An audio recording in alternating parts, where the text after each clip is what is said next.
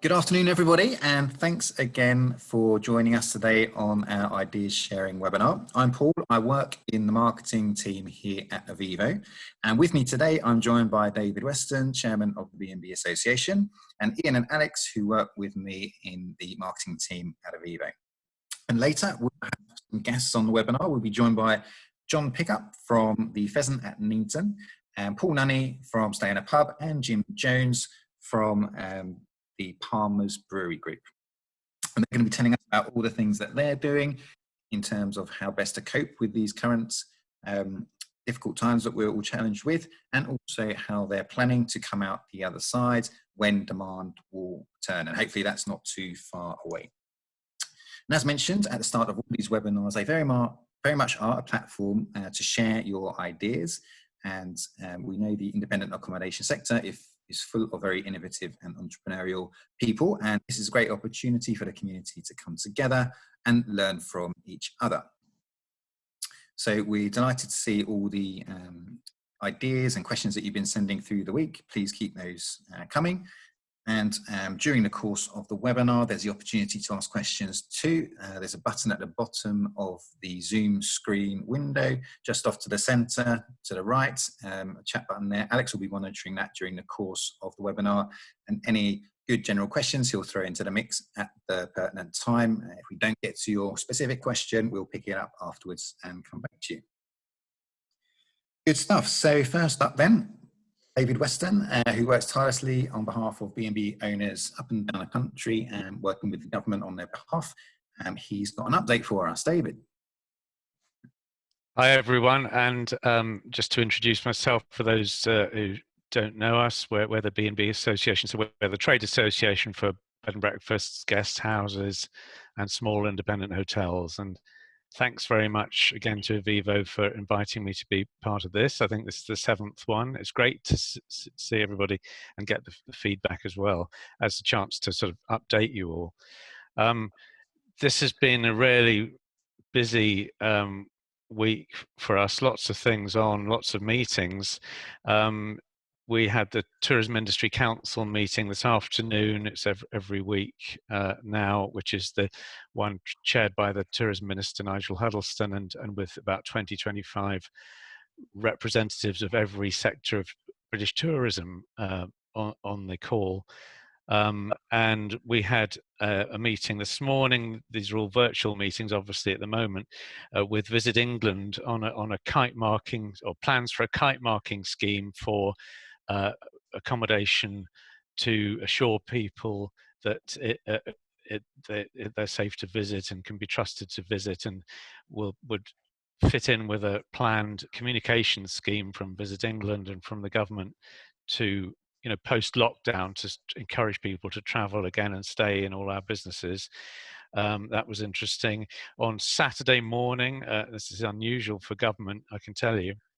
Saturday morning, we had a meeting with DCMS, the tourism department, and the Bays, the business department, about and with people like Hilton, Marriott, Airbnb, UK Hospitality, lots of other representatives of the hotel and lodging sector, talking about detailed ways of working for accommodation businesses after the lockdown's lifted, but while there's still social distancing or COVID-19 parameters. And members, this B&B Association members, will know about this a bit. We've circulated various stuff, and we mentioned this at the last webinar here as well. We've been getting ideas in from B&Bs and guest houses, and obviously some of you are open, accepting key workers, so there's some people with experience of running in these conditions anyway. But we're hoping to help government allow us all to open up our businesses sooner rather than later by being, having clear guidelines which allow us to operate. Then there was the other day, there were bounce back loans announced by the Chancellor, up to £50,000. They're loans, but they you have nothing to pay within the first year, no interest or repayments for a year, and then I think it's 2.5% after that. and also crucially, it's very easy to apply because it's 100% guaranteed by government, and it's a fast track system, so you don't have to jump through lots of hoops of forward viability criteria and everything. You fill in a form and apply. So that's the bounce back loans. And then the big one was after 6 weeks or so of campaigning for a grant for B&Bs that pay council tax rather than business rates. Finally, on Saturday, there was an announcement from the business secretary that the government have announced £617 million for a new fund, which would be divided up into and distributed by local authorities. And that is for various businesses that slipped through the previous grants. And one of the specific businesses that the government have ordered it to be prioritised is B&Bs who pay council tax. So we were really pleased to see that announcement. And then since then, the focus is on, as these things always are, the detail of it and what the conditions might be. And I think, Alex, there's been a question or two in about that. Yes, actually, we have Kevin Archer, and I might be able to get him on the line. Kevin, are you there? I am here. Can you hear me? Yes, we can. You have a question for David, I believe? Good. Yeah, I think it's good afternoon, folks. I think it's an unanswerable question, really. We run a B&B. It's been the proverbial roller coaster over the last week or so. We thought we were just holding on for self-employed benefit of some kind. And then we found out that obviously there were some B&Bs on a business basis that had been eligible for a grant. We obviously weren't going to be. Then the news came at the weekend that for those who pay council tax like ourselves, it would be eligible. And then, of course, it went down again because it may not be for those who are already in receipt of, or will be in receipt of self-employed support. And then yesterday I went onto the eligibility checker for self-employed to find out that we were not eligible or will not be eligible for self-employed benefit. So the cracks narrowing, and we're almost under the floorboards, I think, with this. I'm assuming, my question was this morning, being not eligible for universal credit and having discovered yesterday we are not eligible for the SEISS, can we expect to receive some help from the new funding, or is it possible there will be other strings attached by the time we get there? I said it's unanswerable, I suppose, but your comments would be helpful. Well, I'll do my best. Thanks for the question, Kevin. And I'm presuming you pay council tax, do you? Yeah. Yeah. Yes, we do. Well, okay. So you're exactly one of the people, and there's 51% of our members in your position who fell through the cracks of the previous grants that were announced about a month ago, and we've been campaigning for 6 weeks on this, and people have been brilliant. Lots of B&Bs have been very active as well, and signing petitions and everything else leading up to, and we're all euphoric on Saturday morning when we heard this announcement. The full terms and conditions haven't been released yet, and in fact local authorities, each local authority will be doling out the grant, so it's their terms and conditions that matter. What you're referring to, I think, and what happened on Sunday evening, on Monday, was one of our very eagle-eyed members spotted something that had been tweeted by an MP, which seemed to be an internal document about this fund. And in that document, it said that anyone eligible for the self-employed relief would not be eligible for this fund. So obviously that would be bad news if that was set in stone, because a lot of people feel they wouldn't get much out of the self-employed scheme because they haven't made much profit. So obviously we wouldn't want to see that wording being final. The status of that document is not quite understood, because although it's a genuine document, it wasn't fake or anything, it was real. It could be that, because it was done at an earlier stage, it could be that the final terms and conditions will be changed before they're put out officially, and then before they're put out by each local authority. So there's a lot of changes that go on in government at each stage of the process, and it could be that letter to MPs is not quite reflected in the final official guidance to local authorities, and then that is modified by local authorities. Sorry if this all sounds complicated, but I'm trying to give a full picture of the whole thing. And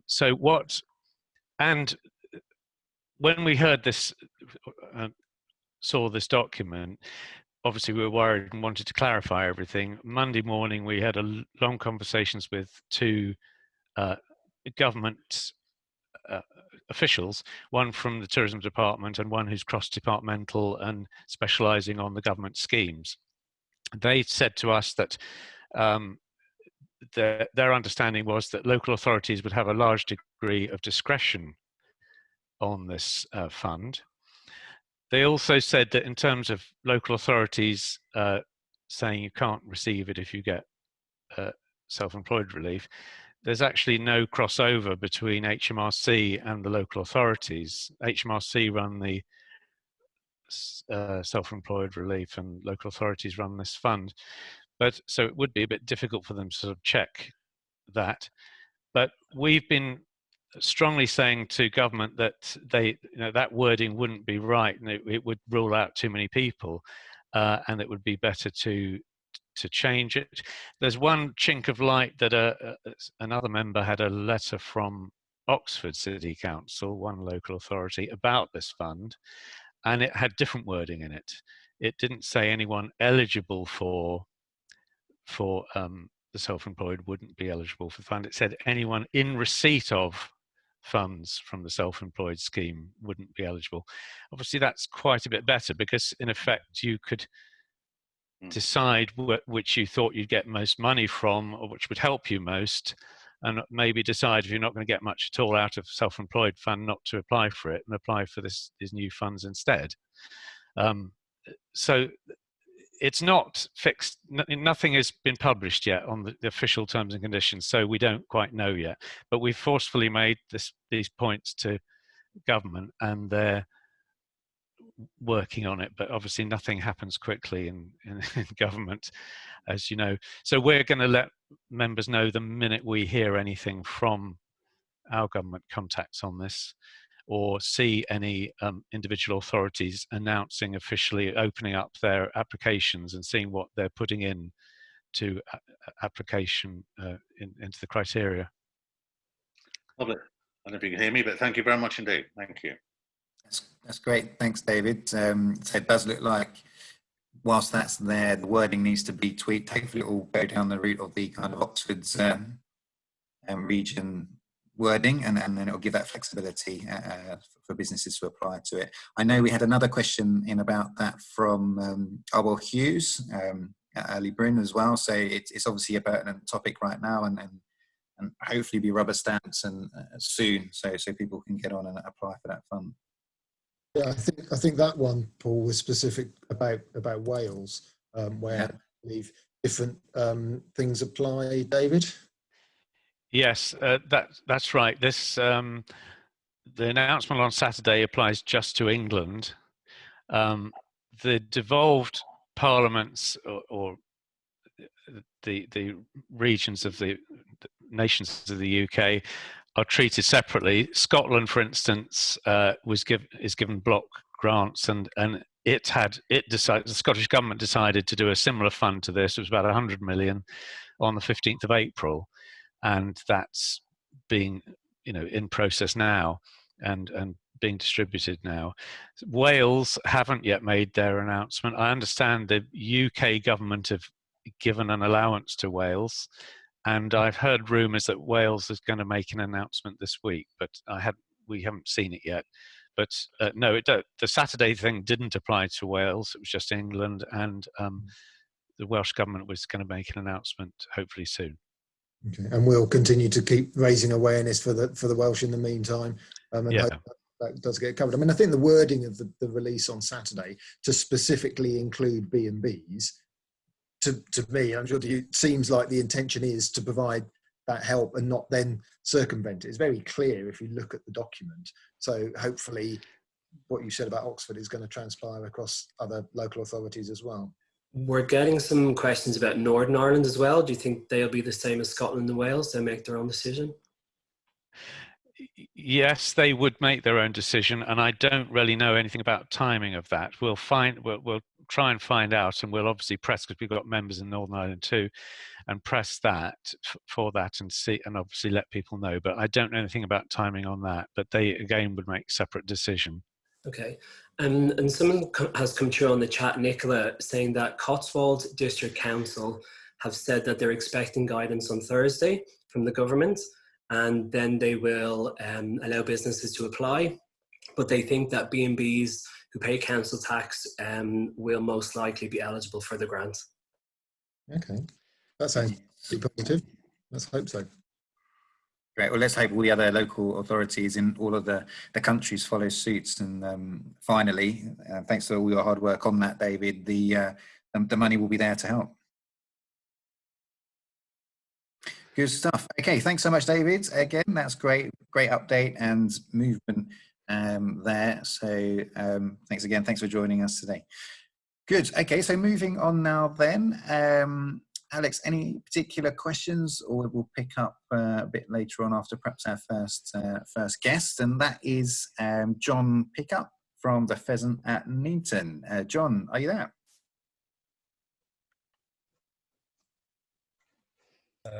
Is John there? There we go. Hi, Mike, can you hear me if I switch the microphone on? There we go. Always helps. Thank you for joining us today, John. That's great. Now, can you just tell us a little bit about your property or the property you work with first off? Because it's quite an interesting setup you've got there. Yes, we are a bit different. We're a community-owned pub in Shropshire, but in many senses we're a bit different from community pubs which exist solely to serve the community in which they are. We're a village of 100 people, so if they were all alcoholics, we couldn't really support a pub and a business. We rescued this from dereliction about 5 years ago, and it's always been the case that we had to be a destination dining pub. The business plan always had accommodation in it. And by having a business, we provide employment for local young people particularly, and we provide the only facilities in the village where people can go and meet informally. There's nothing else in the village. So we are, if you like, a country inn that just happens to be community owned. Obviously in this situation, the community service side of things has very much taken centre stage. Yeah, that's fantastic. It's great to have that, and what you've done there in terms of having the Pheasant House at the real heart of the community, but also bringing business in from outside of it when we're under normal sort of circumstances.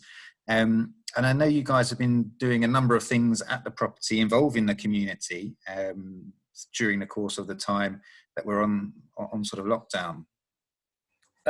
Yes, I mean when the instructions came to close, I think our mindset was very clear right from the first off, which is, one, we have to get through this in the best possible shape we can, and two, we need to do what we can for the community in the meantime. So we made a decision straight away that we were going to try and launch some kind of takeaway / delivery service. Not really knowing what the demand would be, not really knowing what the shape, but it was, whereas a lot of other pubs which didn't have those community ties or responsibilities, some decided to give it a go, some decided they wouldn't bother. But for us, it was, this is what we have to do, so let's go on and do it. And I'm pleased to say it's working out well. I mean, we couldn't run it as a viable business. Sure. We're doing about 25-30% of our normal turnover, but it is better than being closed, and certainly from the community's point of view, they feel very pleased with it. We're getting lots of support, and it maintains the links. Yeah, no, brilliant. It's a great story, as you say, maintaining those links, but also providing a service. Yes, it's not what you're used to doing, but it's keeping things ticking over now within the business. So it's good to hear. And I know that you are quite heavily involved in terms of a wider remit, in terms of planning of how we get back to some sort of normality when people can start to travel again, go to pubs and so forth. Yes, it's something that's happened more by accident than anything else, but just within different groups that we belong to, different marketing groups, and also with UK hospitality. I had a chance to join conversations with them. It seemed to us fairly early on that when you come to look at reopening hospitality as a sector, you can't treat it as a single amorphous sector where you do everything the same. There'll be some places, and this very much applies in pub world just as it does for restaurants. Some places, the Pheasant is one of them, could open with social distancing in place and at least trade decently, keep the wolf from the door. Other places, maybe that don't have the space, or their business model depends on being very full most of the time, are frightened stiff of having to reopen and have the support removed when the trade they can do in the demand situation we're going to see will just mean that they lose money hand over fist. So fairly early on, we thought that there has to be a horses for courses approach here. And I've just been trying to help thinking around exactly how you do that, and see if that gets taken up. Certainly, from what I hear and what David was saying earlier, it seems to be that people are alive to that. I guess we'll find out fairly soon whether the government is going to act on that. What kind of signals we might get tomorrow, for instance. Yeah, absolutely. I know, David, you are doing sort of your survey as well, aren't you? Information as to how best we can get back and sort of raise those points with government. And to John's point, making clear that it's not kind of one set of rules fits everybody, because the businesses are so different. Yes, that's right. We've been gathering, as I said, comments, information from and ideas, suggestions from members, and also we've been liaising with UK hospitality, our opposite numbers in the hotel sector, who've done a lot of work on working under restrictions of COVID, but obviously that's focused on hotels, and as John said, the issues are all different. So we've got to adapt all the work they've done without reinventing the wheel, but use some of their stuff and adapt it to the very different challenges of a small B&B or guest house, or indeed a pub. So we're all different, and we've been pressing the point to the government that what we don't want is very prescriptive, rules-based thing with being given, 155-page document or something. We want nice, clear principles that are easy to understand for a small business, and workable guidelines that hopefully this consultation is going to feed into that and make sure the guidelines we get nice, clear principles of the things we've got to allow for, the principles. But then as to the exact operating procedures, hopefully we'll have flexibility for each individual type of business to be safe in our own way. And that might be different for a pub, different for a small B&B, and certainly different for a 400-room hotel. Yeah, I couldn't agree more on that. There will be places where having queue management and 2-meter tape strips on the floor might be the appropriate way to go, talking to some of the bigger restaurant chains, for example, but it's not what you do in a country pub. In a country pub, you can manage things in a much more informal way, and I think it's about setting what it is needs to be achieved and leaving flexibility as to how you then achieve it. Yeah, definitely. And John, I know you almost had a bit of experience of doing that that social distancing at the Pheasant in that kind of week in the lead up to sort of full lockdown? Yes, when we first heard the Chancellor tell everybody to, or the Prime Minister tell everybody to stay away from our pub, we thought, well, how are we going to play this? And we decided that we would simply send out to all our customers with loads of bookings. I mean, it was Mother's Day coming up, and with 150 booked for Mother's Day, which of course evaporated. And we said, right, we will take half the tables out of use, which would give us 8 tables at any one time. That's best part of 30 covers, and nobody would be within 3 or 4 meters of anybody else. Get the bar staff to take orders at the table, serve everything to the table, serve the drinks to the table, so you don't have to queue at the bar. And we were just sort of starting to think our way through that. And then we got told to close, so that was that. But, you know, reflecting on things going forward and thinking now how we would operate if all of a sudden we got some kind of orange light and be prepared for green. Yeah. I think there's a lot that we could work with because of, you know, where we are, the type of pub we are, the type of clientele we have, and the amount of space we have.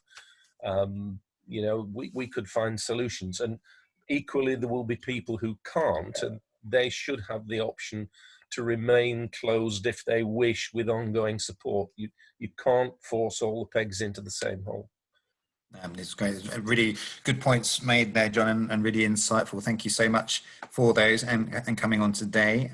It's great that we're talking about orange lights and things, though, rather than everything being stopped, isn't it? You know, a few weeks ago, things have moved on. I can see in other countries now, talking to colleagues in France, they're being allowed to travel again and stay in accommodation, only within 100 kilometers, but it is happening. So hopefully we're not too far away from that. And you know, these plans that we're all starting to make now will come to fruition in not too distant future.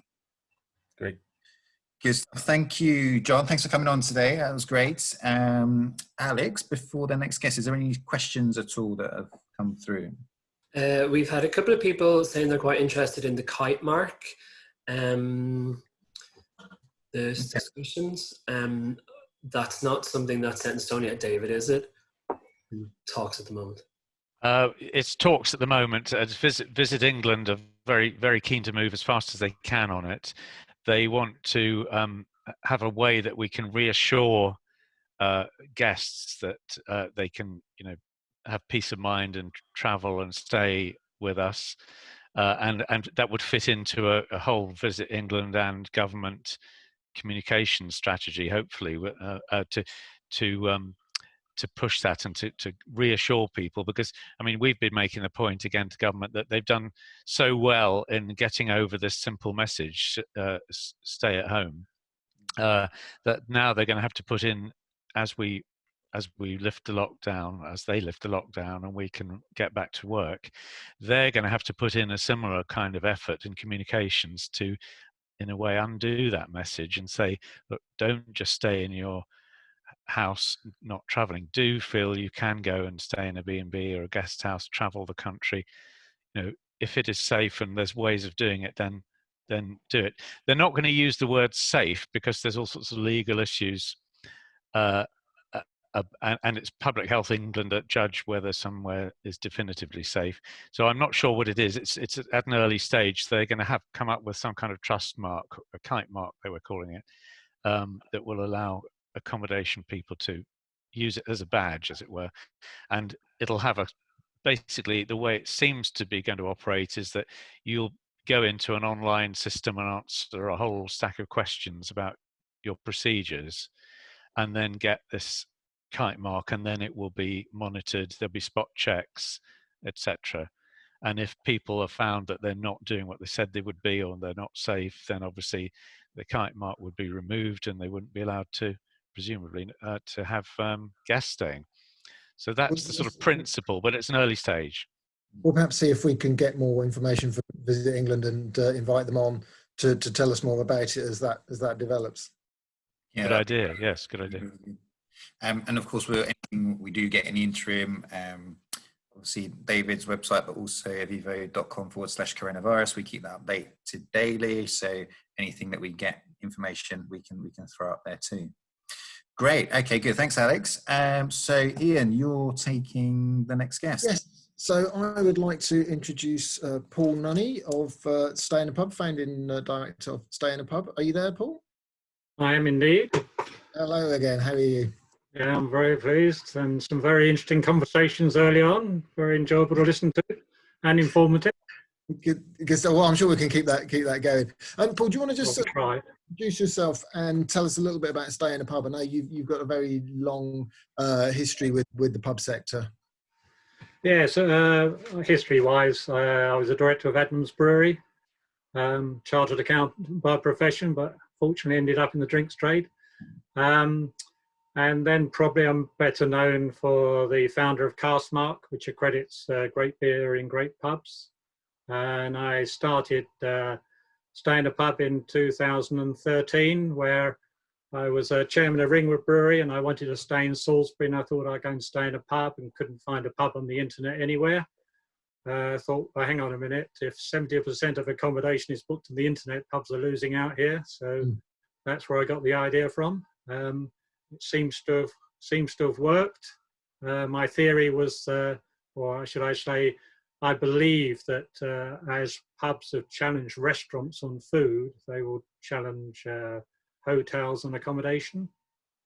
And I think I've been proved right from that point of view, because there's a lot of investment now going into that sector.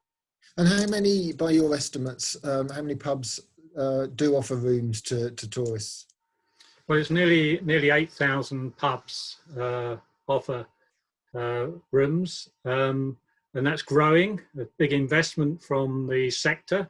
I think if you look at any company accounts now, 5 years ago they wouldn't have mentioned pub accommodation in their accounts, but now it's a separate section in their accounts. I'm sure Palmer's will say the same here. So there's also a lot of investment from companies buying pubs. So Fuller's Brewery bought Cotswolds Inns quite recently for a significant sum of money. So they obviously believe there's longevity in this operation. And if you look at consumer side of it, 2019 we did a big consumer report that we presented at a seminar we organised. It said 56% of consumers would prefer to stay in a pub than a branded hotel. So there is the demand out there. And on the Stay in a Pub website, which lists 1,700 pubs, we are getting 30,000 hits a month on the site, and of which 13% of those are checking through to the pub to check accommodation. So these are really interested people, interested in pubs. So you've got the sector investing and the consumers liking what they're getting. But sadly, at the moment, consumers can't go and enjoy the pub. Neither can any of us. I mean, what do you think pubs should be doing at the moment while they're in lockdown, in terms of making themselves ready for when things are better? Well, I'm really disappointed with the pub sector, if I could say that, because if you go frequently onto the websites now, they come up with a COVID warning saying they're closed, and that's the end of the story, which really isn't selling anything to anyone. Probably telling a message they probably don't want to have. And there's a marvellous opportunity coming up for all accommodation in terms of staycation, because very few people are going to fly anywhere in the next 12 months. And we're all itching to get to the pub, and we're all itching to go away and have a break. So I think staycation is going to be a very big thing going forward. So pubs should be on their website. They should be talking about what they can offer. They should be making it very simple for people to book. What is really clear is they must have a refund policy in place so that people can book with confidence. And if you actually do get people booking, then clearly, if you can't fulfill that booking for whatever reason, then giving vouchers or refunds, it's very clear. And then you're actually securing perhaps a future order. And I think the last thing I do is, and again, this is probably a little bit against OTAs, in the fact that pubs shouldn't offer just a basic price on their websites. They ought to be offering a dinner, bed and breakfast rate and special offers for if they book direct.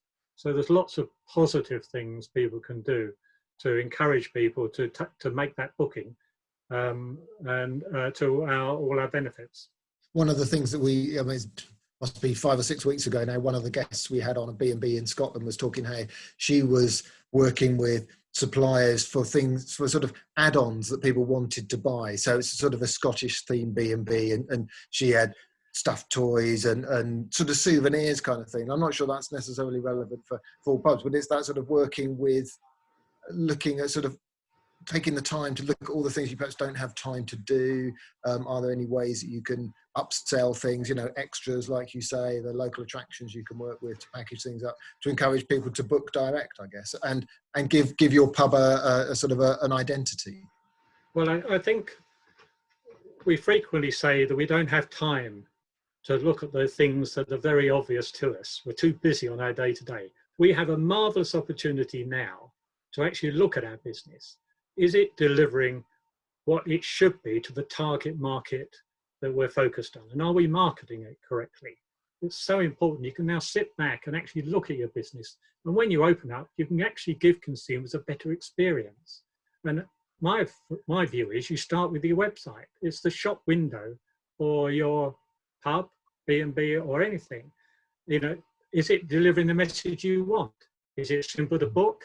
Do they understand the offer? We've talked about booking direct, so make it easy. There's something like over 50% of people, before they book with an OTA, will look at the pub's website.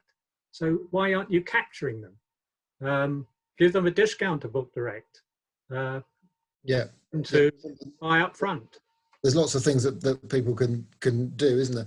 And I know that you, I think, are campaigning as well, to sort of to see pubs with rooms as B&Bs and hotels at the moment, rather than pubs, picking up on what John was saying earlier. That kind of, it is a different offer, isn't it?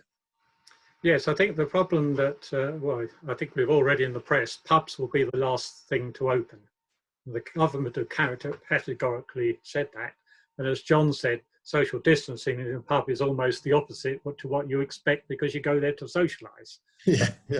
So, but I'm concerned, and I've raised this issue in the last week with the trade associations, BBPA and UK Hospitality, that if hotels are given the green light for accommodation, then pubs should also be given that green light, working to the same criteria, not be forgotten, because there are pubs who like John said, will open up part of their business and trade satisfactorily with that and deliver a service to people. And I don't want pubs to just be called pubs. They offer lots of different facilities as food and accommodation, etc. And therefore, if hotels get that relaxation, then we'd like pubs to be included in that. Yeah, and I was just looking on the Stay in a Pub website earlier, and I know you've sort of been trying to highlight their pubs that are doing something different. And I came across one in Devon who have, they're doing takeaway food, they're doing food sales, fresh fruit and vegetable sales kind of thing. So there's clearly a lot of people involved in the industry with lots of ideas, very resilient, and trying to make these things work. So it's trying to make sure that all of those can survive and carry on. Yes, I think pub is very much a fundamental part of the local community. And I think this is the opportunity for the pub to put something back into the community, but also to gain loyalty longer term. And I think people will think more local going forward in how they behave. I certainly hope they will. And I think, as John has illustrated, he's done a lot. I think Camera and us have been working together on a new website platform where pubs can be found that can offer takeaways and other services. So I think pubs have put a lot back into the market. And I hope they'll be rewarded when we come out of it at the other end. And I know there's a lot of advice on the CAMRA website as well for pubs and guidance there. And what's the app that you mentioned? What's the name of that? Can people download? The app is called Brew to You, and it was launched this week by CAMRA, and obviously they've got good consumer reach with their nearly 200,000 members. So we should get some quite good traction there. And through their branches, they will also be able to identify pubs that have got current offers on. So I think it'll be the go-to app for people wanting to support local and give those pubs an opportunity to sell their wares. Yeah. Yeah, that's really useful. I might have to download that myself. That's excellent. Okay, Paul, that's great. Thanks very much for your insight and comments. Alex, have we got any further questions for Paul? None particular at the moment. Somebody has pointed out that Visit Britain, Visit England sent an email out as we were discussing the kite mark kind of scheme. Got an update on that. So, all right. Well, thanks very much, Paul. Okay. Good luck with the site. Let's hope we can soon start eating, drinking, and staying in pubs again. I think it's something that loads of people are just missing so much really at the moment. So Indeed. Soon we'll be back on there. Okay. Thanks a lot. Cheers. Thank you, Paul. I'll definitely drink to that, Ian, for sure. Good stuff. So some really interesting points raised there by Paul for accommodation specifically in pubs, but many points that reach right across the independent accommodation sector. You know, this need to be no one shoe fits all. It's very much individual approach. So hopefully that will be in the government guidelines going forward when we can all get back to going and staying in some great places. Right. Paul. So, sorry, Ian. David. Paul, sorry, I was just going to add something because we were talking earlier. We touched on business bank accounts and making that a condition and things like that. I've just heard sort of breaking news, really, that we've been in touch with various members of the Scottish Parliament, MSPs, and I've heard that during First Minister's questions today in the Scottish Parliament, Edward Mountain, MSP, asked the First Minister. He said, First Minister, small bed and breakfasts across Scotland who pay council tax are struggling. Many cannot apply for support from the Scottish Government Hardship Fund because they don't meet the requirements of having a business bank account, which incidentally has never been a requirement of HMRC to prove a B&B business or prevent fraud. Will the First Minister undertake to find a way of removing the business bank account requirement, which is clearly a huge stumbling block for small B&Bs applying for the grant they need? And the First Minister of Scotland replied, yes, the Finance Secretary tells me she is looking at that issue. So that's good news on that issue for B&Bs in Scotland. Yeah, absolutely. Thank you, David. I love that breaking news live on air. First, we haven't had that before, so that was great. Good stuff. Okay, so next up then, our final guest for today is Jim from Palmer's Brewery down in Dorset. Jim, you there? Hi. Hiya, Jim. How you doing? Yeah, good, thanks. Good stuff. Thank you so much for joining us today. So maybe we can kick off, if you can tell us a little bit about Palmer's Brewery, how many pubs you have there with rooms, and sort of how you came to be in a business. Yeah, we're blessed on the south coast here. We've got 53 alternative pubs on the south coast, ranging from Dorchester down to Salcombe up to Glastonbury, but mainly centred around West Dorset, where our brewery is in Bridport. Lovely thatch brewery, been there 226 years. We've stopped brewing once in that 226 years, and that was 5 weeks ago. No way. Yeah, we're loving life at the moment. Can't wait to get open again. So 53 pubs, 15 of them have got bedrooms, about 120 rooms in total. Really varied estate, everything from really high-end bedrooms with the sea views, where I'm in Lyme Regis at the moment, to more blue-collar town centre pubs with rooms for workers and so on. Sounds lovely. So a number of members there, a lot with rooms. What are you sort of advising them to do during this quieter time? Because I appreciate lots of them are sort of shut at the moment, or what's... Yeah. Paul touched on earlier, it's keep talking. you know, let your client base know exactly what's going on. We're really hitting with social media. So there's a lot of pubs doing takeaways, talking what they're doing, reviewing the offer, looking at systems, processes, basically everything possible to keep on the front foot, because, you know, we're all creatures that are used to be standing up a lot of the time talking to people, and now we're sitting down not able to talk to people. So, you know, everyone's a bit out of their comfort zone.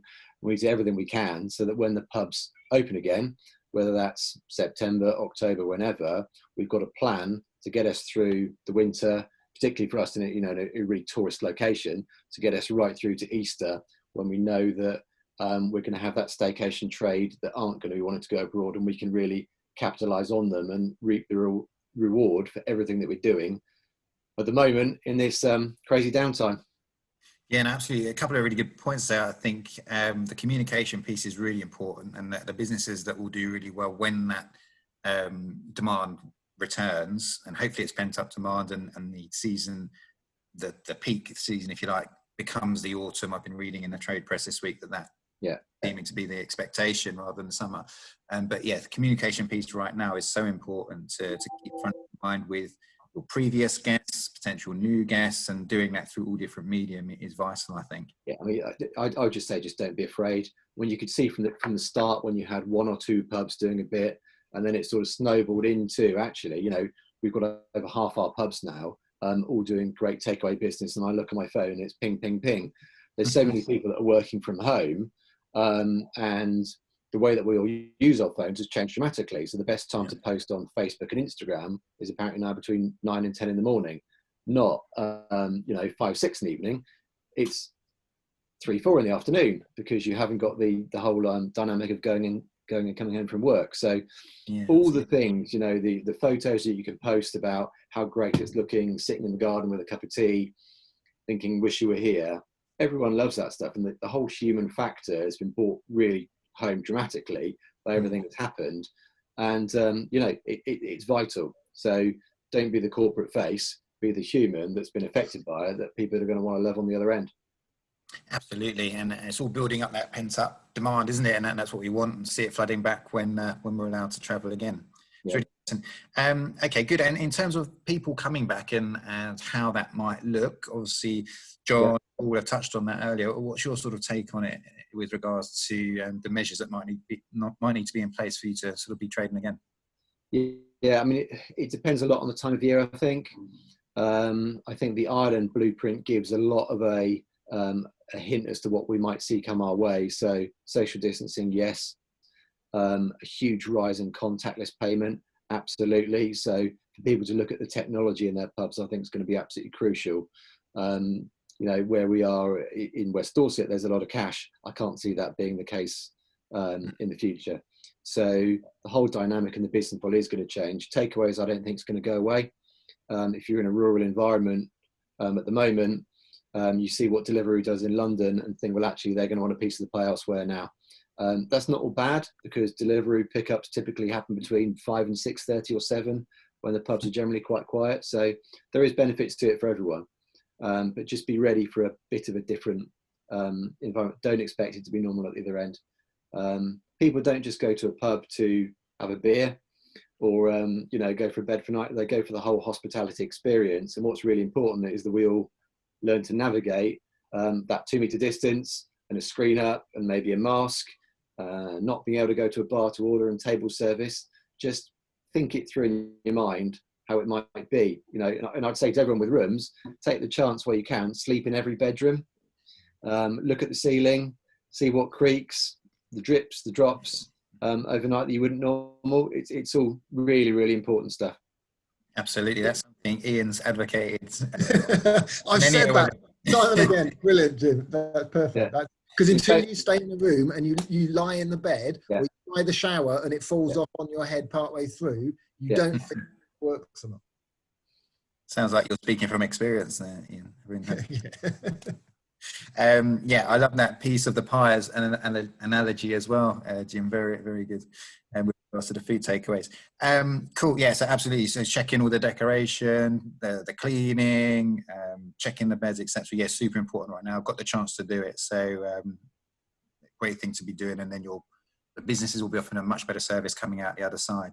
Yeah. Good stuff. And I guess we touched on there a little bit about new opportunities almost for pubs in this takeaway service idea that's kind of come about because of where we are at the moment.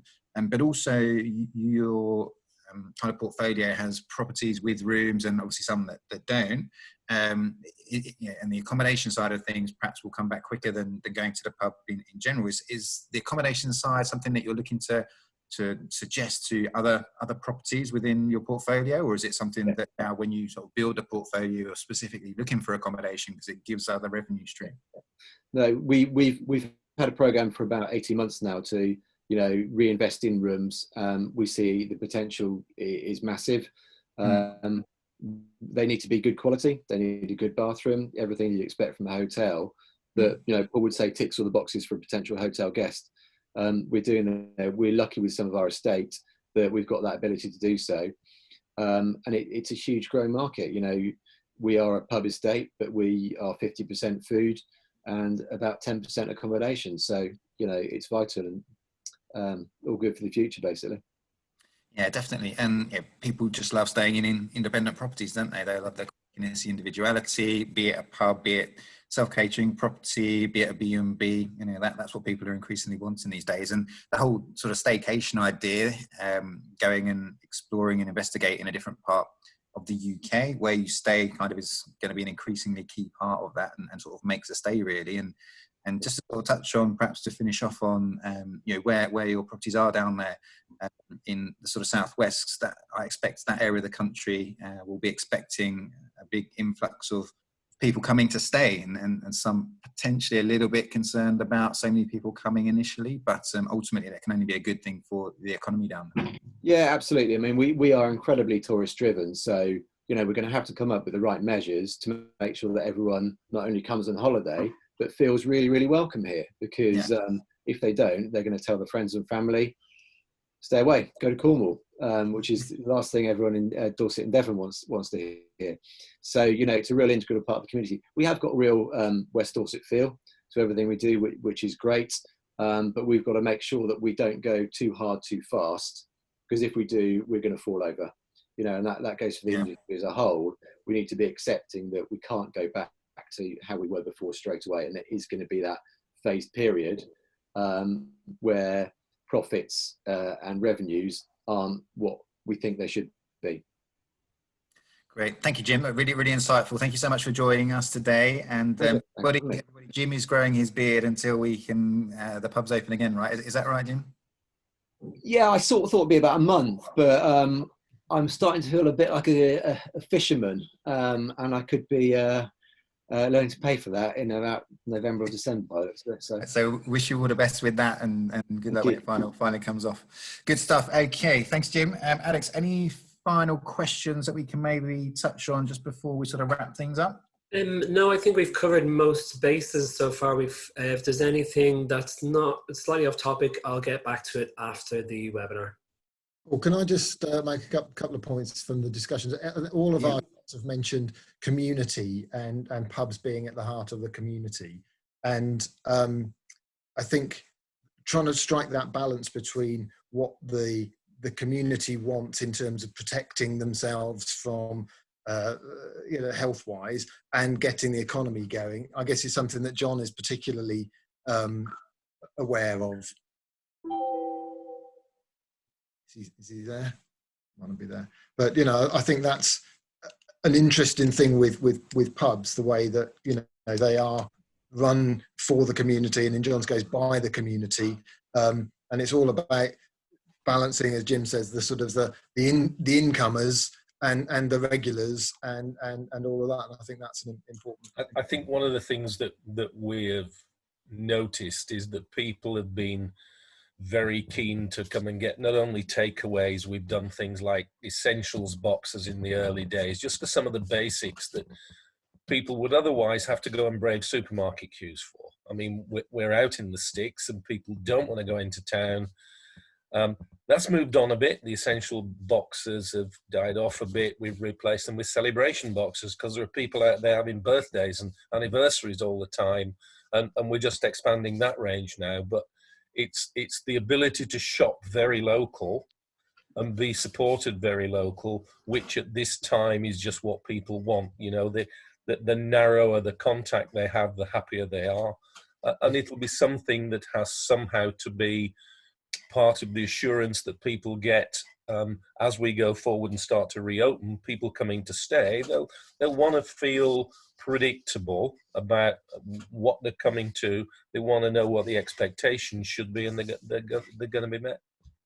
Yeah, we had a property on last week, I think, who were doing lots of deliveries of afternoon tea for people having birthday parties. So they'll have 3 or 4 people that they'll deliver to one day, and then they'll all get together later and share the tea over Zoom, which is something that nobody was doing 6 months ago. But you know, and I should also just give a shout out to the property I mentioned earlier, which was the oldest inn in Devon, which is the Cridford Inn, and that's the ones who are doing the veg delivery stuff as well. So you know, it's being at the community role there, I think, is something to you know, really be proud of with our pub community.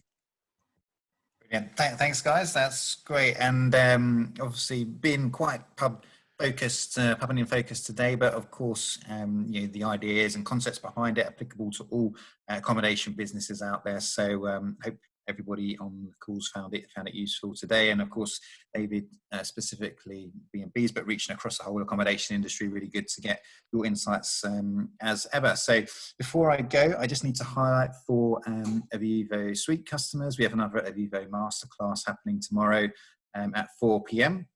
They're proving really popular. Be sure to join that. And that's, again, all designed around getting properties ready to go as soon as the amber or green light it comes on, as John highlighted earlier, to accept bookings, to make sure you're in the best possible position to capture that demand.